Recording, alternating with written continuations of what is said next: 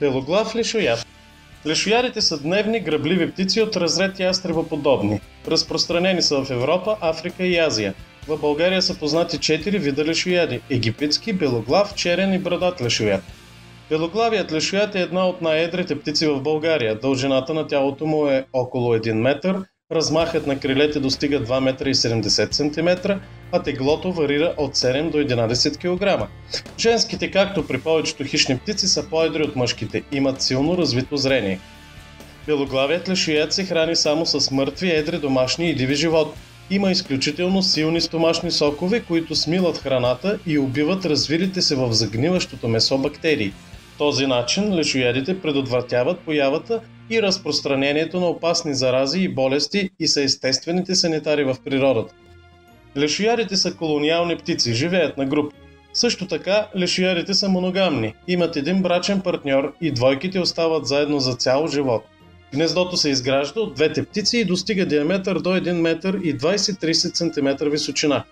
Размножителният период е около 6 месеца, през който женската снася само едно яйце.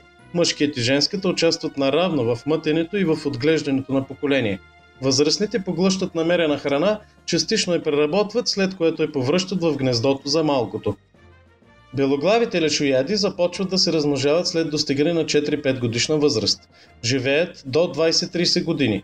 Възрастните зимуват най-често в гнездовите си територии. Младите белоглави лешояди от Балканския полуостров извършват големи скитания. Голяма част от тях прекарват студените месеци на годината в Близкия изток и Средиземноморието. Към средата на 20 век тази птица изчезва като гнездяща от Врачанската планина. На територията на природен парк Врачански Балкан, над селно Долно Оризово, в близост до скалните отвеси на масива Котля, са изградени площадки за изкуствено подхранване.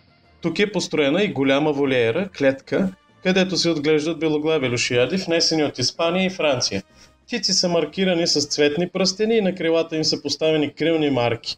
Жълти на цвят с индивидуална комбинация от черни букви и цифри. Адаптацията продължава около 1 година, след което се пускат на свобода.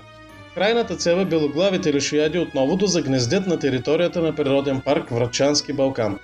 Днес бъдещето на лешоядите е твърде несигурно. Те са една от бързо намаляващите групи птици в света.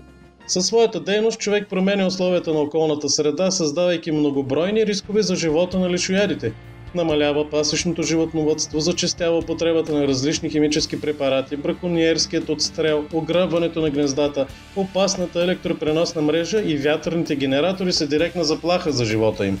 Белоглавият лешояд е защитен по Закона за биологичното разнообразие и е включен в Червената книга на България като застрашен вид.